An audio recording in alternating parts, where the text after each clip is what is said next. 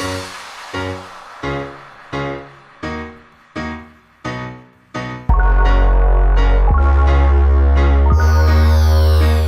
guys, Raghav here and I'm back with a new video on my channel, and in today's video I'm gonna show you how to change the theme of Opera browser and the wallpaper.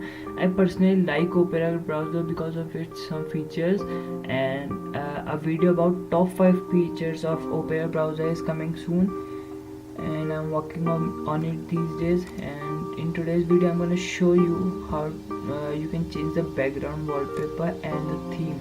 As you can see, you get by default it's white, and I have just changed to this cool live wallpaper. I like it very much. And see, this is the website from where we get our wallpaper, and there is a recommended section that there is top rated, popular, new, animated. Let me see animated, and as you can see I've got some cartoons, but I like it. And video, I think it's personal for gamers. See, I like it. It's a cool one.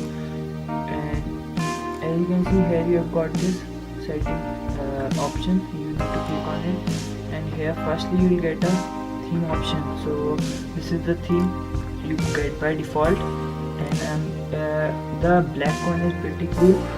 And here's the wallpaper section. See, I